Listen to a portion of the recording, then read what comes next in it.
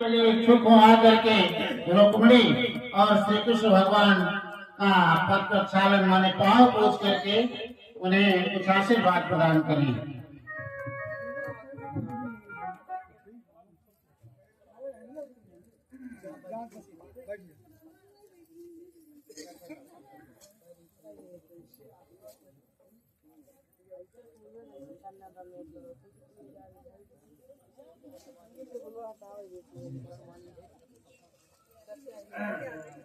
इस प्रकार से प्रभु का प्रथम विवाह महाराज कृष्ण की लक्ष्मी स्वरूपा भगवती रुक्मिणी से संपन्न होता है।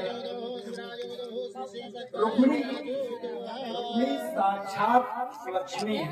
लक्ष्मी है, लक्ष्मी केवल नारायण की ही है और नारायण की जब है तो नारायण की ही रहेगी। लक्ष्मी को अपना मान बैठे हम आप लक्ष्मी को अपना मान बैठते हैं, यहीं से भूल हो जाते हैं। लक्ष्मी के पुत्र बन जाइए, कल्याण हो जाएगा। लक्ष्मी को पुत्री बना लीजिए, तब भी कल्याण हो जाएगा। बहन बना लीजिए, फिर भी कल्याण हो जाएगा। लेकिन गामिनी तो केवल नारायण की है, इसलिए नारायण की रहेंगी। हम आप जब यह प्रयास करते हैं लक्ष्मी को अपना बनाने की, तो लक्ष्मी वही चली जाती है। लक्ष्मी को फिर नहीं रुकेगी। इसलिए यह प्रचेष्टा हमको आपको खराब नहीं करनी चाहिए। आगे शिशुपाल ने जब ये प्रचेष्टा किया भगवती रुक्मिणी के लिए, तो भगवती रुक्मिणी चली आई जा रहा है दिशा, माने शिशुपाल को रोना पड़ा। तो हमको आपको न रोना पड़े, इसलिए हमको आपको सन्मार्ग से जो व्यवस्था हमारे आपके धर्मशास्त्रों में दी गई है, उस हिसाब से हम कार्य करें, ये हमारे लिए बड़ी अच्छी बात है। अब बताते हैं कि प्रभु के रुक्मिणी जी से प्रथम पुत्र पैदा हुए कौन? प्रद्युम्न जी महाराज। प्रद्युम्न जी जो साक्षात कामदेव के अवतार हैं। कामस्तु वासुदेवांशो दग्ध प्रागरुद्रमन्युना देहोपतप्ते भुजः भगवान रुद्र ने क्या किया? क्रुद्ध होकर के काम को भस्म किया। भगवान रुद्र ने कामदेव को जो है भस्म कर दिया था। और जब रति रोई, रति ने बहुत रोया, यानी कामदेव की पत्नी, तो शिव जी ने वचन दे दिया उसको। जब यदुवंश कृष्ण होता है, उसको वचन दिया भगवान शंकर ने, कृष्ण तनय होई पति तोरा वचन अन्यथा होई न मोरा। होय न मोरा वचन अन्यथा होय न मोरा। भोलेनाथ का वचन इस प्रकार से सत्य होता है। कामदेव ही भगवान के प्रथम पुत्र प्रद्युम्न के रूप में बन के प्रकट हुए। अब वही कामदेव हैं। जब विकारों से काम पैदा होता है ना, वो गलत होता है, विकारों से धर्म विरुद्ध होता है। लेकिन धर्म के अनुकूल जो काम है वो साक्षात भगवान का स्वरूप ही समझिए, साक्षात भगवान का स्वरूप है। तो क्या कहते हैं, धर्म सम्मत कामदेव के आधार पर ही प्रद्युम्न का प्राकट्य होता है। शंबरासुर नाम का दैत्य प्रद्युम्न का हरण करके, भगवान के पुत्र प्रद्युम्न का हरण करके ले जाकर के समुद्र में फेंक देता। समुद्र में एक मछली से निकल गई और उस मछली को पकड़कर मल्लाह क्या करते हैं, शंबरासुर के दरबार में ले आते हैं। जैसे ही भेंट करते हैं तो चीरा मछली को चीरे, उसी के पेट में से भगवान प्रद्युम्न का पुनराविर्भाव होता है। बोलिए प्रद्युम्न महाराज की जय हो। अब उनका लालन पालन भी वही होने लगता है शंबरासुर का, तो प्रद्युम्न का शंबरासुर के यहाँ। सोचिए, नहीं समझ रहा है। इधर नारद जी ने क्या किया, काम पत्नी रति को सावधान कर दिया। कामदेव की पत्नी रति को कहा, क्या कहा कि जाओ अपने पति को संभालो। अब रति जो है रति ने पूछा तो कहा सीधे जाओ संबरासुर के यहाँ। प्रद्युम्न वहां पर आ चुके हैं। जाती है छद्मवेश में और जाकर के सेवा करती है, जाकर के सेवा करती है, प्रद्युम्न का भरण पोषण करती है। नाथ दीर्घेण कालेन सहकार्ष्णीरूढ़ यौवनः। बहुत कम समय में ही जब कृष्ण तनय प्रद्युम्न जी महाराज यौवन संपन्न हो गए तो रति के भाव में परिवर्तन होने लगता है, रति के भाव बदलने लगते हैं। तो प्रद्युम्न कहे देवी, एक तरफ तुम तो मातृभाव से मेरा लालन पालन कर रही हो और दूसरी तरफ तुम्हारी दृष्टि और व्यवहार में कुछ परिवर्तन मुझे दिखाई दे रहा है। मातृत्व तो दिखाई ही नहीं पड़ता।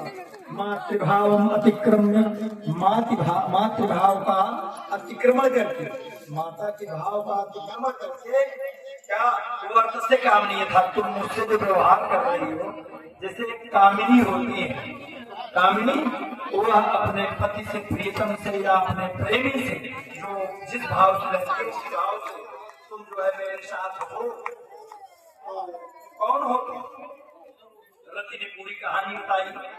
प्रद्युम्न ने पूछा तो रति ने पूरी कहानी बताई। भगवान नारायण संबरेणा हतो गृहात् अहं तीर्थिकता पत्नी रति काम भगवान। अरे आप तो साक्षात द्वारकाधीश के पुत्र हैं। रति बता रही, संबरासुर ये जिसके यहाँ तुम हो ये तो आपका बहुत बड़ा दुश्मन है। मैं तो आपकी जन्म जन्मांतर की, अनेक जन्मों की पत्नी मैं रति हूँ आपकी। आप मेरे पति कामदेव हो महाराज। इस प्रकार से वो बतलाती सारी घटना को विस्तार से बताया और इधर क्रोध में भर गए प्रद्युम्न जी महाराज। जाकर के तुरंत क्या करते हैं, ये ललकारते हैं प्रद्युम्न जी महाराज संबरासुर को कि मैं ही तेरा काल कृष्ण का नाम प्रद्युम्न संबरासुर काट गया। सोचता है घरे राम राम मेरे ही घर में मेरा काल पड़ रहा है, सामना हो गया। दोनों में भयंकर युद्ध होता है। सैन्य शक्ति के साथ संबरासुर का संहार करके प्रद्युम्न जो है रति के साथ अपनी द्वारिका को वापस आए। अब रुक्मिणी जी के आनंद का तो पारावार नहीं था। गया था पुत्र अकेला, प्रद्युम्न गया था अकेला, संबरासुर ने जाके समुद्र में डाल दिया था और यहाँ नौका तो बहुरानी को साथ में लेकर के लौटा। ये प्रसन्न है। प्रद्युम्न का स्वागत हुआ तो परीक्षित से सुखदेव ने कहा कि प्रभु के और भी विवाह हुए। परीक्षित ने कहा महाराज और कहाँ हुए थे बताइए। तो सुखदेव जी ने परीक्षित से कहा कि सत्राजित नाम के राजा थे। सत्राजित नाम के उनके पास एक स्यमंतक मणि थी। वह स्यमंतक मणि नित्य प्रति 8 बार सोना देती थी। 8 बार सोना प्रतिदिन वह देती ही थी वो स्यमंतक मणि। तो कुछ यदुवंशी लोग क्या करते हैं, भगवान से कहते हैं कि सत्राजित से ये स्यमंतक मणि आप द्वारिकाधीश को दे दो।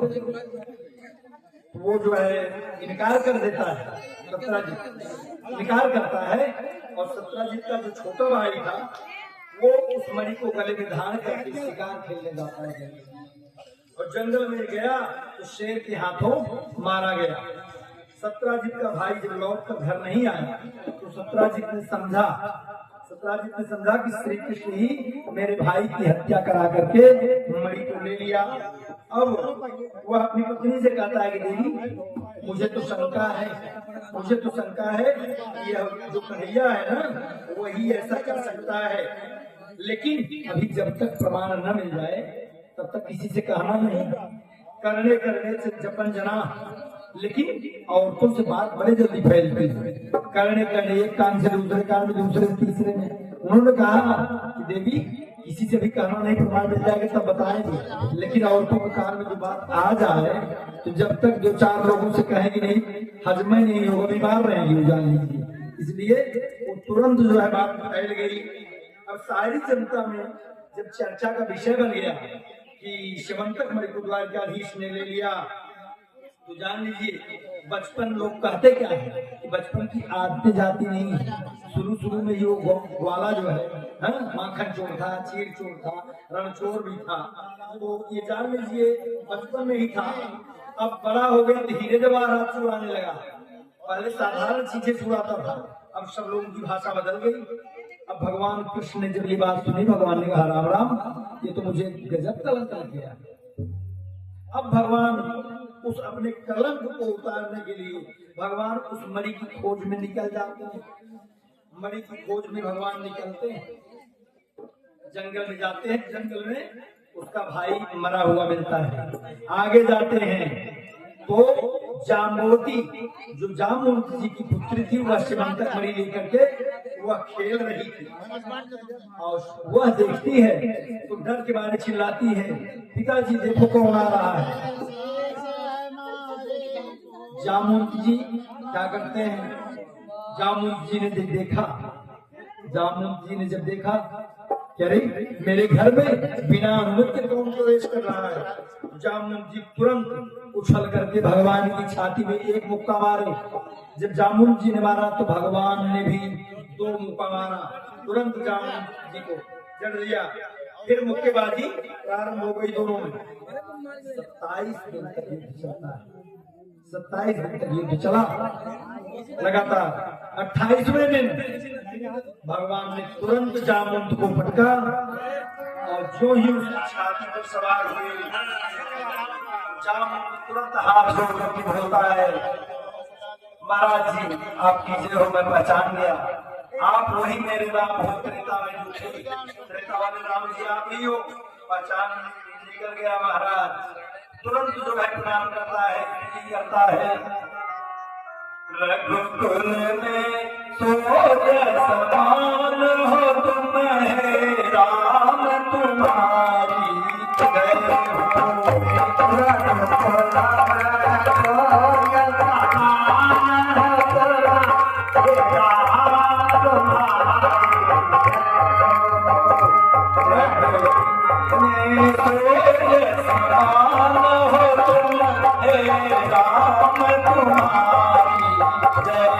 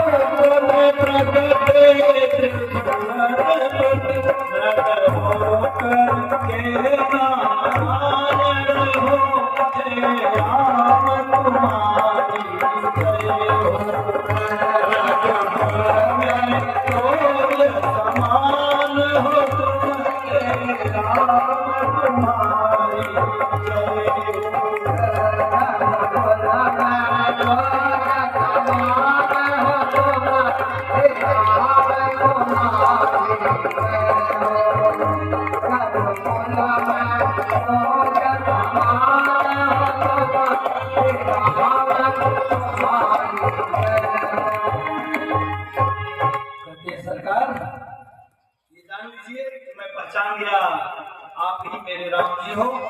पहचान निकल आई तो भगवान ने मणि चोरी का प्रसंग पूरा विस्तार से जामुन जी को बताया। जामुन जी को बताता है, जामुन जी ने कहा महाराज ये मणि जो है शेर के द्वारा जब वो हमारा गया था तो हमारी पुत्री ने ला के दिया था। पुत्री ने दिया तो मैंने पुत्री को जस का तस दे दिया। कहा कि मणि आप मुझे दे दें।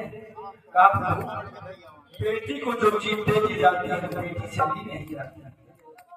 बेटी है बिटिया, बिटिया को हमने दे दिया तो नहीं कैसी है तो बहुत दोष लगेगा। एक सरकार एक हमारा निवेदन है, आप इस हमारी बेटी से पानी ग्रहण कर लीजिए, पानी ग्रहण कर लीजिए और बदले में दहेज में ही इस मणि को आप ले लीजिए। भगवान स्वीकार कर लेते हैं। भगवान तो भाव देख रहे हैं, भक्त का त्रेता का भक्त है, आज फिर मिला है। भगवान ने स्वीकार किया, फिर जंगल में मंगल हो गया। भगवान जो है जामुन की पुत्री जामुन से विवाह कर ली और दहेज में उसने मणि को लेकर के भगवान को विदा किया।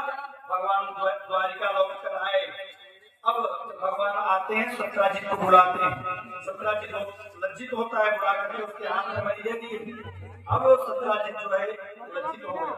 कहा राम राम, हमने तो बहुत गलत सोचा था, लेकिन नहीं, इनके यहाँ द्वारिकाधीश है, इनके यहाँ क्या कमी है, ये मणि को लेंगे थोड़ा ही, ऐसा नहीं तो बड़ी भारी गलती हुई।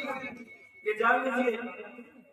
अब जो जनता कल तक कह रही थी नहीं कृष्ण चोर था बचपन से, लेकिन जनता का रुख बदलते देर नहीं लगता है, ये जान लीजिए आप न।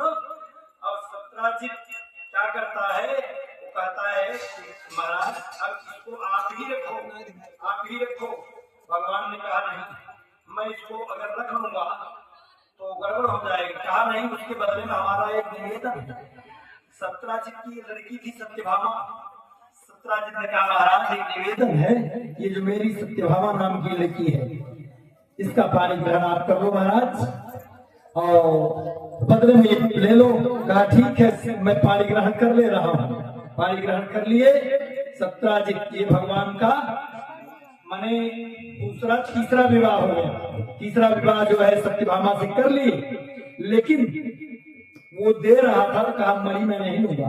भगवान ने कहा अगर मणि मैं ले लूंगा तो जनता का रुख फिर बदल जाएगा। जनता ये सोचेगी कि मणि लेने के लालच में इसने विवाह कर लिया। देखो कहिया कहा यह रहेगी तुम्हारे पास, एक शर्त है।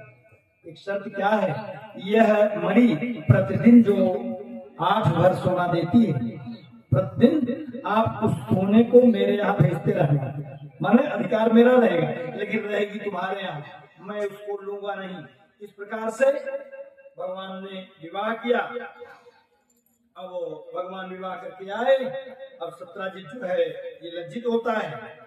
तो कहने का मतलब क्या है, जनता का रुख बदलते देर नहीं लगता। जनता का रुख कब से भाजपा से कांग्रेस, से कांग्रेस से भाजपा, सपा बसपा में कब क्या बदल जाए कोई कहा नहीं। चुनाव के सारे आंकड़े धरे के धरे रह जाते हैं, जान लीजिए। अब वो जो है तुरंत विदा करता है। भगवान जो है इस प्रसंग में भगवान के आगे 2 विवाह और होते हैं। एक बार भगवान अपने प्रिय पांडवों से मिलने के लिए पहुंचते हैं द्वारिकापुरी से दिल्ली। दिल्ली बने जो इंद्रप्रस्थ था, इंद्रप्रस्थ ही आज दिल्ली है। वहां पर पहुंचे तो बड़े भाव के साथ पांडव लोग मिले। पांडवों ने बड़ा अच्छा स्वागत किया। दूसरे दिन भगवान ने अर्जुन से कहा अर्जुन चलो, अर्जुन चलो और कहीं घूमने चलते हैं प्रवास में। तो अर्जुन ने कहा ठीक है प्रभु, जैसी आपकी इच्छा। रथ तैयार हुआ। अर्जुन और भगवान श्री कृष्ण दोनों चलते हैं, रथ से जा रहे हैं और यमुना के पुलिन पर, यमुना के तट पर देखते हैं एक कन्या जो है तपस्या में लीन है। भगवान ने अर्जुन से कहा रथ रोको, पता करो ये कौन सी कन्या है, किस लिए तपस्या में लीन है, समाधि लगा के बैठी है, पता करो। तुरंत जो है अर्जुन वहां पहुंच जाते हैं। अर्जुन पहुंचते हैं, पूछते हैं तुम बताओ उस कन्या ने अपना परिचय दिया कि मैं सविता की दुहिता हूँ, सविता की दुहिता हूँ, मेरा नाम है कालिंदी। मैं द्वारकाधीश प्रभु के साथ स्वयं को समर्पित करना चाहती हूँ, उनके साथ मेरा पाणिग्रहण हो। इसी कामना को लेकर के मैं तपस्या कर रही हूँ। अर्जुन तुरंत वहीं से कन्या के पास से वापिस आते हैं, भगवान के पास कहे, प्रभु आपका बृहस्पति बड़ा जोरदार चल रहा है, इस समय बड़ा जोरदार है प्रभु, ये जान लीजिए। अब इससे भी पाणिग्रहण आपका होना है। तुरंत भगवान को ले आते हैं, भगवान तुरंत जो है उसके पाणिग्रहण किए, अर्जुन ने करवा दिया। ये प्रभु का चौथा विवाह हुआ। अब आगे बताते हैं अवंतिका नगर यानी वर्तमान उज्जैन न, उज्जैन के राजा थे विंद और अरविंद। उनकी बहन थी मित्रवृंदा के विषय बता रहे हैं। राजनैतिक लाभ लेने के लिए उसने अपने बहन का विवाह दुर्योधन के साथ, वो राजा विंद करना चाहते थे दुर्योधन के साथ, लेकिन उसकी बहन जो मित्रवृंदा थी वो तो द्वारकाधीश के नाम का माला जप रही थी कि मेरा विवाह जब भी होगा द्वारकाधीश के साथ होगा। तो क्या हुआ, स्वयंवर का आयोजन हुआ। अब सब बड़े बड़े राजा थे वहां बैठे हुए थे। मित्रवृंदा जो है वरमाला लेके चलती है, तो मित्रवृंदा की दृष्टि जो ही पड़ती है द्वारकाधीश के ऊपर, तुरंत आती है और अपनी जो वरमाला लेके आई थी उस वरमाला को सीधे द्वारकाधीश के गले में समर्पित कर देती है। भगवान ने ये भी पाणी ग्रहण कर लिया। मित्रवृंदा के भाइयों ने इसका विरोध किया तो भगवान मित्रवृंदा को हरण कर ले आए और द्वारिका में आनंद पूर्वक रहने लगे। ये हो गया भगवान का 5वां विवाह। अब एक थे महाराज कौशल नरेश नग्नजित, उनकी बेटी का नाम था सत्या देवी। राजा ने प्रतिज्ञा की कि मेरे 7 बलिष्ठ बैल हैं, 7 बलिष्ठ बैल, जो व्यक्ति एक ही साथ में 7 बैलों को नाथ देगा एक सूत्र में, उसी के साथ मैं अपनी कन्या यानी सत्या का विवाह करूंगा। अब जितने भी राजा महाराजा थे सब आए, उन बैलों ने मार गिराया, कोई टिका नहीं। अंत में द्वारकाधीश भगवान आए और जब वो पहुंचते हैं तो 7 स्वरूप बना लिए। भगवान द्वारकाधीश ने 7 स्वरूप बनाया और एक सूत्र में ही 7 बैलों को नाथ दिया। सत्या ने प्रसन्न होकर के वरमाला भगवान द्वारकाधीश के गले में डाल दिया। अन्य राजाओं ने जब इसका विरोध किया तो अर्जुन ने समस्त जितने भी राजा थे सबको मार गिराया। ये हुआ भगवान का 6वां विवाह। 7वां विवाह वसुदेव जी की एक बहन थी श्रुतिकीर्ति, और श्रुतिकीर्ति भगवान श्री कृष्ण से बड़ा स्नेह करती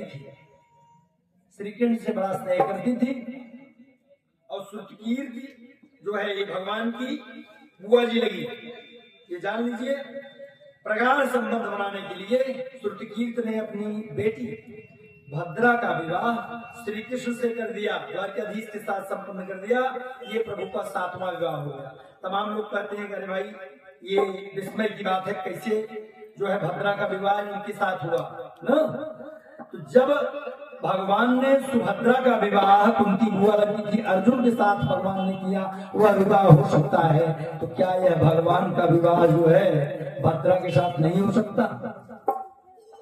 अब एक बार भगवान ने ऊपर चक्र में घूमती हुई मछली का प्रतिबिंब देख करके उस मछली की आंख देख करके लक्ष्य का भेदन किया। एक बार में ही लक्ष्य भेदन करने के कारण मध्य देश के राजा थे, उनकी कन्या लक्ष्मणा का स्वयंवर हो रहा था। भगवान ने लक्ष्मणा का पारिग्रहण किया। ये प्रभु का 8वां विवाह हुआ। इस प्रकार प्रभु के 8 विवाह ये सब अलग अलग हुए, परंतु 16,100 विवाह जो है भगवान के ये एक ही बार में हुए। एक बार में 16,100 विवाह। तो सुखदेव महाराज परीक्षित ने कहा प्रभु आप बताएं एक ही समय में एक बार में कैसे हो सकता है? कहा प्राग ज्योतिषपुर का राजा था भौमासुर, उपनाम नरकासुर। तो भौमासुर था महाराज, तो इसने 20,000 राजकुमारियों के साथ विवाह करने का संकल्प लिया था।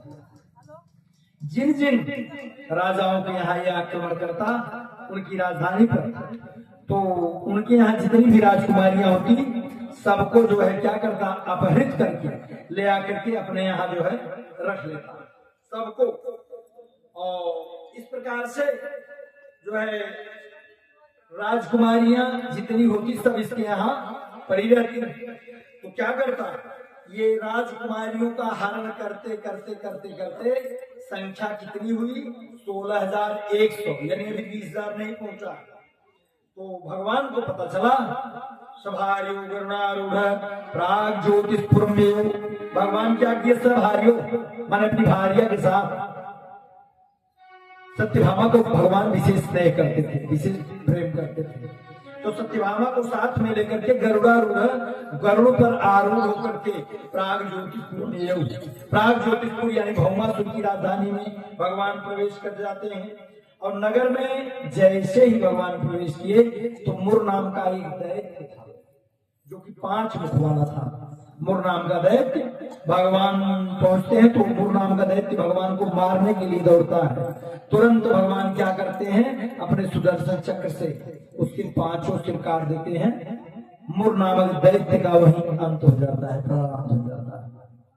तब भगवान का वहीं से नाम हो गया मुरारी, मुरारी नाम हो गया। तो इस प्रकार से आगे भौमासुर से बहुत घनघोर संग्राम होता है।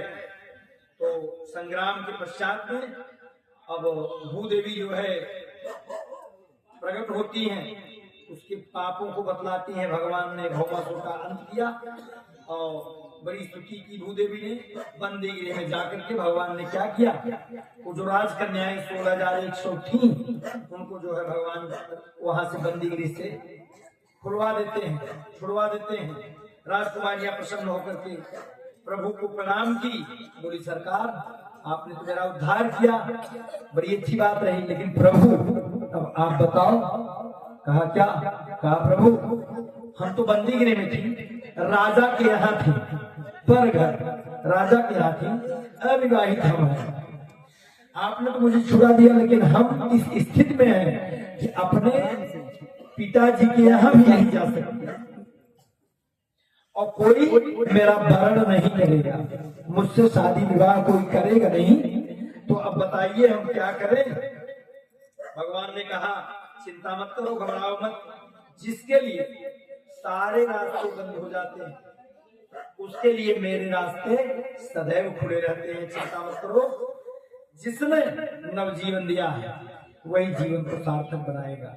इस प्रकार से भगवान ने आशीर्वाद दिया, ये जीवन आपको ही समर्पित है प्रभु। ऐसा कहकर जितनी भी राजकुमारियां थी सब जो है प्रभु को दंडवत की, प्रणाम की। एक मुहूर्त में ही भगवान ने इन 16,000 राजकन्याओं का पाणी ग्रहण किया अपने साथ। इस प्रकार से परीक्षित भगवान के 16,108 विवाह हुए। कुल कितने विवाह हो गए? 16,108। कालांतर में प्रत्येक रानी से 10-10 बेटे हुए, एक एक रानी के 10-10 बेटे, अब एक एक पुत्रियां होती हैं। भगवान वही बता रहे हैं, इस प्रकार प्रभु के पुत्र और कन्याओं का जन्म होता है। परीक्षित ने कहा महाराज इतने बड़े परिवार में भगवान कैसे रहते थे? इतना बड़ा परिवार था। अरे भाई कभी कोई रानी रूठ जाएगी, क्यों कुछ घटा रहे, क्यों कुछ इक्के में कौन चेंज हो जाता, एक में ही सारी परेशानी हो जाती। कैसे रहते थे इतने बड़े परिवार में महाराज जी? तो बताए कहा कि भगवान इतने विशाल परिवार में हमेशा प्रसन्न चित्त होकर के रहते थे, किसी रानी को कोई दुख तकलीफ न हो, इस भाव से